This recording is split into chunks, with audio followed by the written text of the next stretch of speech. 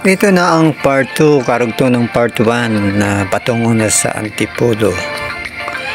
Mga guys, yan. Yan si Alarma PS TV. Yan. Sarap kasi matulog, lalo na pag nasa biyahe. Lalo pag malamig ang aircon ng sa loob. Yan na. Yan ang lugar na patungo doon kasi parang malabukid kaya ang lugar na to. Maraming mga puno sa mga damo. Pero malalaki din mga bahay dito. Yan. Ang lugar. Pero ano pa lang to sa may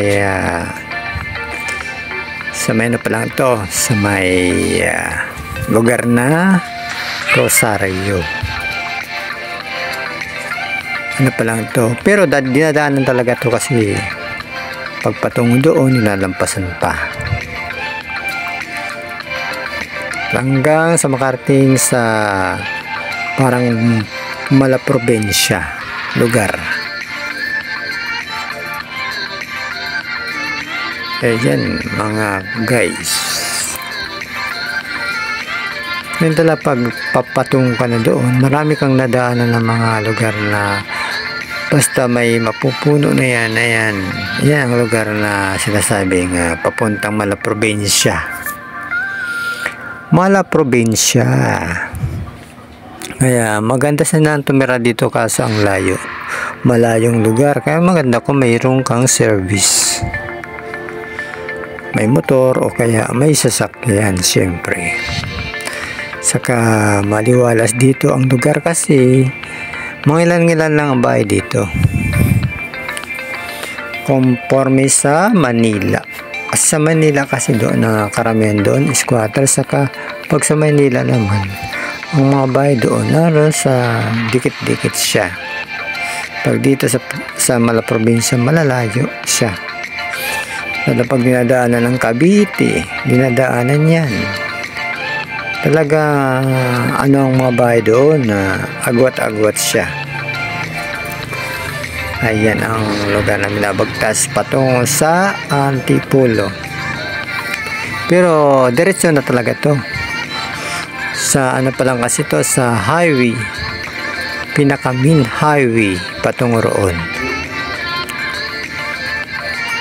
Kaya bago makarating doon, marami ka pang dadaanan ng mga building. Dito.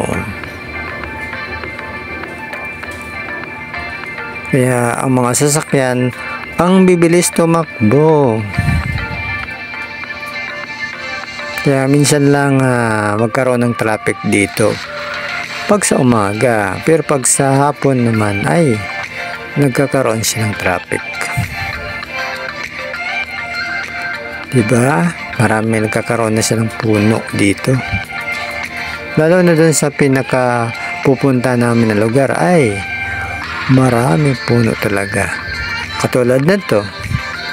Ayun, may mga puno na siya. Ayan, di ba? May mga ano na siya, may mga nag-uumpisa na yung mga puno na yan. Ayan. Pero marami pa rin na dumadaan ng mga dito, mga sasakyan. Karamihan, mga truck. Siguro papunta sa mga ano nila, no? Sa mga yung tinatawag na ano na mga yun, ano nila, tambakan ng mga gamit dito. Ayan. Karamihan dito yung mga may truck. Mga truck. Tapos karamihan din dito yung mga sasakyan taxi. Siguro dito yung iba yung mga may mga sariling sasakyan. Marami din naman nakatira dito. Ibig sabihin gustong-gusto din lang tumira dito kasi unang-una sa lahat ay maaliwalas siya sa kasariwang hangin. Ayan. Pero noong unang panahon, ano pa lang ito noong unang panahon? Hindi pa nagagawa ang kalsada dito. Noong unang panahon. Haros at ano to, rough road, saka pag umuulan, maano siya, maputik. Samantala ngayon, ang ganda na ng kalsada, no? Good improvement talaga, no? Inaano pa lang to dati, binobulldozer pa rin yung mga kalsada dito. Pero ngayon, ang gaganda na talaga siya. Lalo na mga packet, pababa, ang ganda ng mga simentado na talaga yung, ibig sabihin, na-improve na talaga siya, mga guys. Oo, bago pa lang kasi ito, ngayong taon pa lang to. Sabihin, ayos na siya. Okay mga guys, ayan, nakikita niyo yung lugar na medyo nagkakaroon na siya ng mga puno dito. Ayan, at makikita mo rin na may mga maliliit na bahay. Siguro yung mga bahay na to, yung mga nagtatrabaho dito, nagtayo sila ng mga bahay na maliliit para hindi na sila umuwi sila ng umuwi sila ng lingguan, yung iba naman umuwi dahil sa mayroon silang service. Ganun siguro. Mga nagtatrabaho dito, yung gumagawa ng bahay. Katulad na to, yung mga gumagawa dito. Ayun, no? Ang ganda naman ng tanawin dito, no? Ang ganda ng views, diba? Sa mga dinadaan namin. Okay, diba? Carpeted pa, yung Bermuda pa. Yan ang pinapasokan namin mga guys. Ayan mga guys, papasokin na namin ang lugar, ang lungsod ng Antipolo. Pero medyo malayo-layo pa rin to pag napasok namin ito. Pero pag napasok namin ito, naku, ang mga guys, ang ganda ng loob nito. Ang ganda, mga puno, saka maraming mga bahay sa kaparapareho. Para parehas na bahay. Pero maraming mangga, maraming mga puno dito. Isang compound lang naman ito mga guys. Ayan, maraming puno pa rin, hindi mapuputol ang mga puno. Saka may kaayusan siya, may kaayusan na lugar, diba? Kasi may trimming, may kamsid, tapos yung may mga trim na halaman.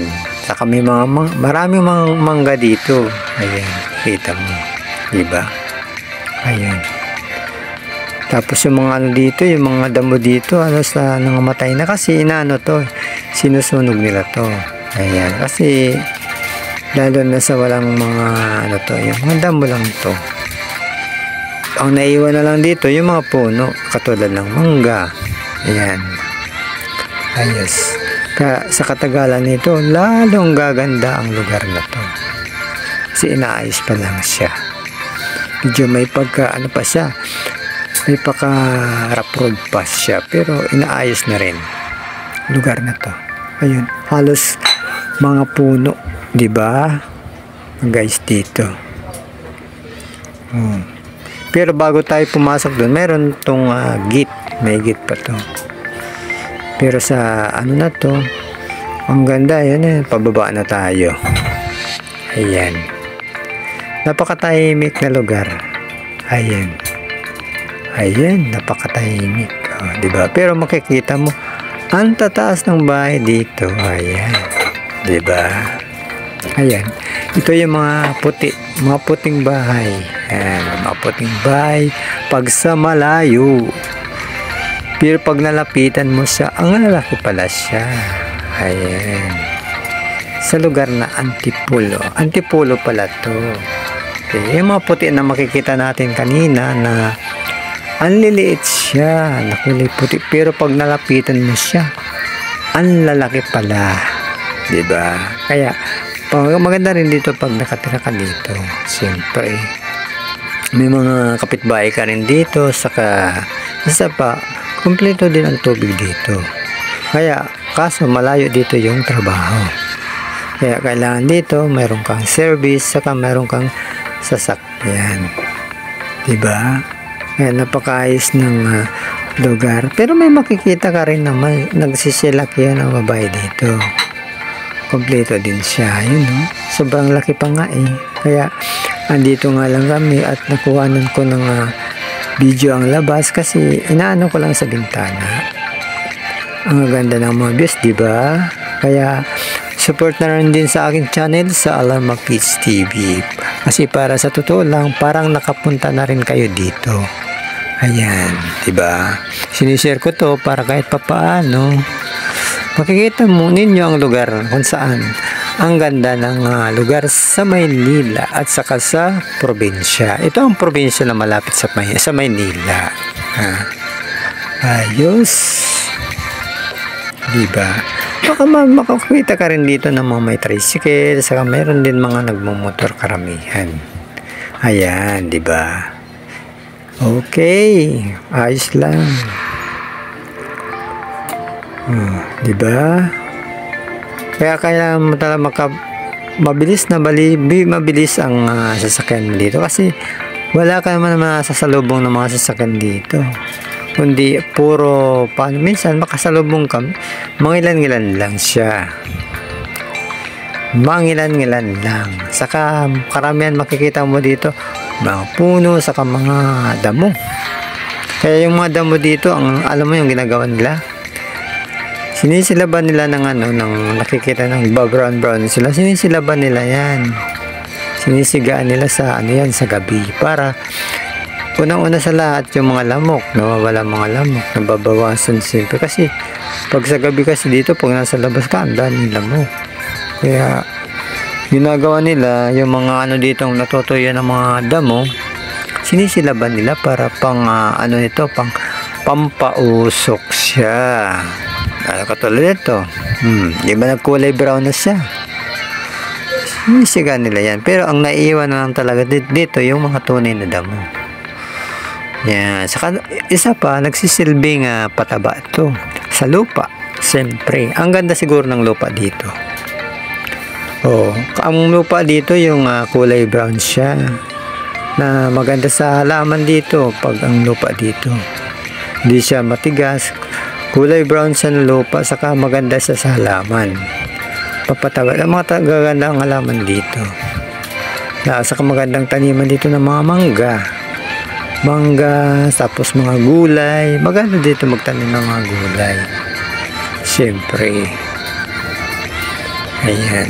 Kaya maganda talaga pag nasa labas ka, pag sumasama ka minsan.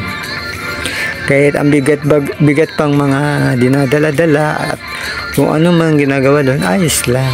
Kasi nakakabawi rin sa mga pinapanood nating views. Yan. Yan ang gusto-gusto ng mga tao, siyempre. Yan, gustong panoorin ng mga tao, kakaiba, siyempre, na panoorin ng mga tao. Katulad na to, ayan, yan o. Siyempre, kakaiba naman siyempre. Yan ang gustong-gusto ng panoorin ng mga tao. Sa totoo lang. Siyempre, unang-una, pag bago silang matulog, unang-una, siyempre, naghanap sila ng lugar na parang nalilibang sila para bang magandang panoorin ito at kaya-ayang minsan nakakatulog na lang sila at nakakalibang siyempre. Yan. Kaya sabi ko nga sa kanila na kailangan kong i-share siyempre para kahit papaano habang nagpapahinga sila, meron silang mapapanood na lugar. Saan ba ito? Ano bang lugar na ito? Siyempre kahit papaano masasabi nila maganda palang lugar ng Antipolo, no? Diba? Parang kahit papaano parang nakapunta na kayo, diba? Ayan, tuloy-tuloy lang ang ating pagbabagtas patungo dito sa Antipolo Rizal, diba? Ayan, di kabukiran, kaduluduluan ito. Ganun pa rin yan sa haba-haba ng paglalakbay, di ba? Kaya malawak talaga ang mundo. Maliwalas. Tapos maroon talagang lugar na magandang lugar, saka nakakaaliwala siyempre. Kundi ang probinsya. Yan sinasabi sa probinsya, masaya. Tapos sa Maynila naman, may pera, pero ang hinahanap sa Maynila ang pera, kasi sa Maynila nandun yung trabaho, pero naman sa probinsya wala ang trabaho sa probinsya, pero masaya sa probinsya. Siyempre maraming pagdilibangan, maraming pwede mong gala-galaan sa probinsya. Yan. Napakalawak. Masaya. Ayan. Ganun nga ang dito sa atin. Saka isa pa, napakasariwang hangin pag nasa probinsya ka. Ayan. Kaya yung iba, nagbabakasyon sila sa probinsya, mga ilang, sila doon, ilang buwan sila bago sila bumalik sa Manila. Yan ang maganda sa kagandahan sa probinsya. Kung mayroon kang bahay sa probinsya, tapos mayroon ka din bahay sa Maynila, yan ang tinatawag na balikbayan. Yan. Balikbayan buhay. Kaya yan, no? Diba? Yung kagandahan. Kaya tara na, panoorin natin ito. Parami natin ang views, panoorin natin ang lugar na to. Kasi maganda rin naman ito. Kasi kahit pa paano. Siyempre, habang kayo nagkakape, habang kayo nag-iinom ng malamig, panoorin natin to. Siyempre, anong karagdagan lamang nito ang gagawin ninyo pagkatapos yung panoorin, kailangan nyo natin na isubscribe at maaaring paki-double bell naman, siyempre para updated ang aking pag-upload ng aking mga bagong video. Saka habang tumatagal ay gumaganda ito. Siyempre, kapag lagi kayo nag-updated sa akin, siyempre lalong gumaganda ang pag-upload ko dito. Siyempre, ayan, nakikita ninyo na ang lugar. Di ba napakalayo din, pero ang layo nito ay sapat na para yung mata natin ay medyo nabubusog din. Parang sitayan natin pag kumakain na tayo ng masasarap, mabubusog tayo. Ngayon sa ating paningin ay mabubusog din. Ayos ba? Ayos ba mga friends, mga guys? Support na lang sa aking channel sa Alarma PH TV. Yan. Dito na kami sa bahay ni Kuya, mga guys. Kaya ingat-ingat din kayo sa amin sa pamamasyal kayo, lalo sa mga pag nagdadrive dyan. Ingat-ingat din kayo lalo pag sa matataas, pababa. Ingat din mga ka-driver dyan. Basta wag lang kayong susuko at lalabanin natin ngayon. Ngayon, ito na ako sa bahay ni Kuya para magpapasalamat siyempre sa pagbiyahe at sa nakarating din kami ng maayos sa aming narating din, at kami ay siyempre maglilinis kami para may magawa naman kahit pa paano. Siyempre lalo na sa pagmamahalan at siyempre at makapagano din tayo sa mga tao. Kaya darating din ang panahon, maraming darating ang blessing. Kaya so maging tayo, blessing lang. Darating din yan pag-ibig na mararamdaman din natin. At siyempre dito sa baba lang tayo kasi ingat-ingat lang siyempre, at dito na lang. So dito naman ako ngayon sa paligid. Ako'y naglalakad-lakad siyempre na medyo masarap ang hangin na mainit. Siyempre kaya siguro sarap dito dito kaya ako naligo sa lugar na to. Pagkatapos namin na maglinis, naligo kami dito. Siyempre malinis na siyempre. Yan. Linis namin tong namin yung salas. Linisan namin tong labas gamit ang sunrock at sabon. Yan.